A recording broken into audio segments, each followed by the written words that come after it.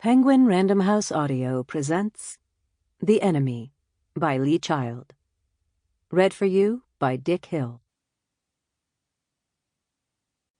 Dedicated to the memory of Adele King. 1. As serious as a heart attack. Maybe those were Ken Kramer's last words, like a final explosion of panic in his mind as he stopped breathing and dropped into the abyss. He was out of line, in every way there was, and he knew it. He was where he shouldn't have been, with someone he shouldn't have been with, carrying something he should have kept in a safer place. But he was getting away with it. He was playing and winning. He was on top of his game. He was probably smiling. Until the sudden thump deep inside his chest betrayed him. Then everything turned around. Success became instant catastrophe. He had no time to put anything right. Nobody knows what a fatal heart attack feels like. There are no survivors to tell us. Medics talk about necrosis and clots and oxygen starvation and occluded blood vessels. They predict rapid, useless cardiac fluttering, or else nothing at all. They use words like infarction and fibrillation, but those terms mean nothing to us. You just drop dead, is what they should say. Ken Kramer certainly did. He just dropped dead, and he took his secrets with him, and the trouble he left behind nearly killed me, too. I was alone in a borrowed office. There was a clock on the wall.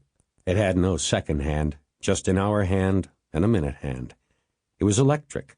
It didn't tick. It was completely silent, like the room. I was watching the minute hand intently. It wasn't moving.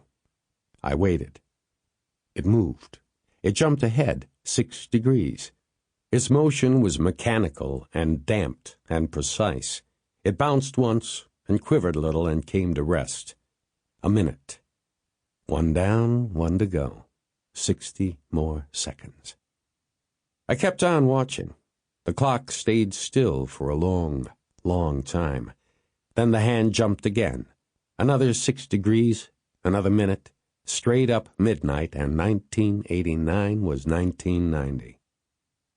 I pushed my chair back and stood up behind the desk. The phone rang.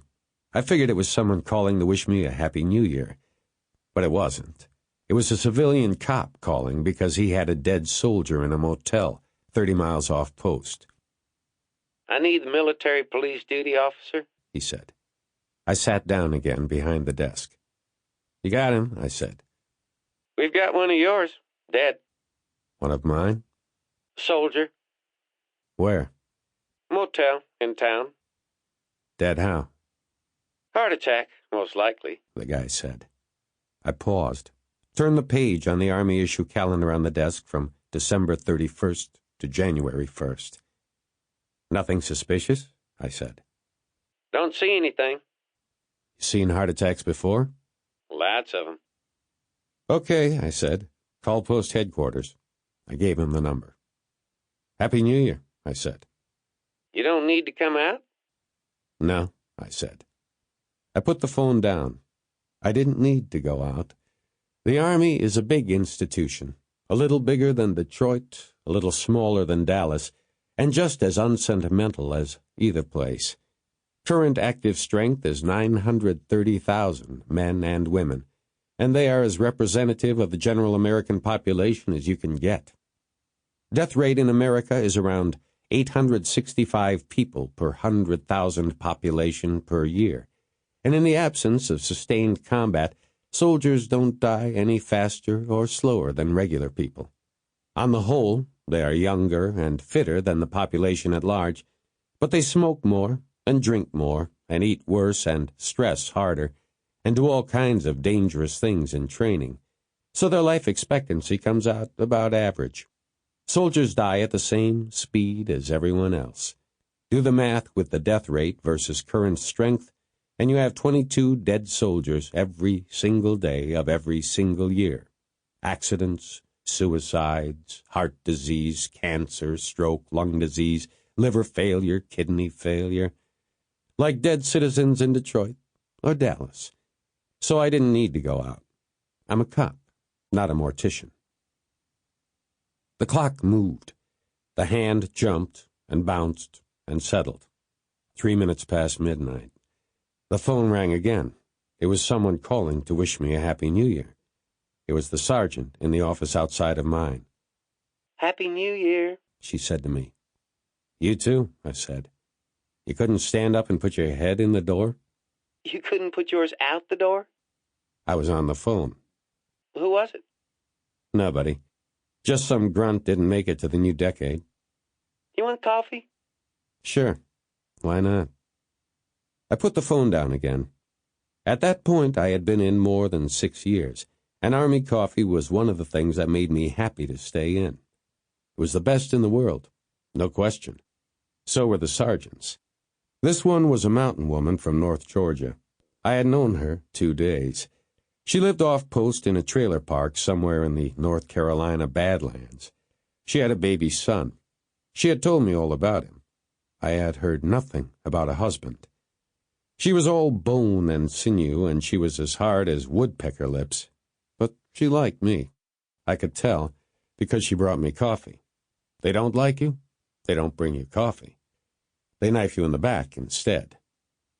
My door opened, and she came in, carrying 2 mugs, one for her and one for me. Happy New Year, I said to her. She put the coffee down on my desk, both mugs. Will it be? She said. Don't see why not. The Berlin Wall is halfway down. They showed it on the television. They were having a big party over there. I'm glad someone was, somewhere. Lots of people. Big crowds all singing and dancing. I didn't see the news. This all was 6 hours ago. You know, the time difference? They're probably still at it. They had sledgehammers. They're allowed. Their half is a free city. We spent 45 years keeping it that way. Pretty soon, we won't have an enemy anymore. I tried the coffee. Hot, black, the best in the world. We won, I said. Isn't that supposed to be a good thing? Not if you depend on Uncle Sam's paycheck. She was dressed like me in standard woodland camouflage battle dress uniform. Her sleeves were neatly rolled. Her MP brassard was exactly horizontal. I figured she had it safety pinned in back where nobody could see. Her boots were gleaming. You got any desert camos? I asked her. Never been to the desert. They changed the pattern. They put big brown splotches on it. 5 years research. Infantry guys are calling it chocolate chip. It's not a good pattern. They'll have to change it back. But it'll take them another 5 years to figure that out. So?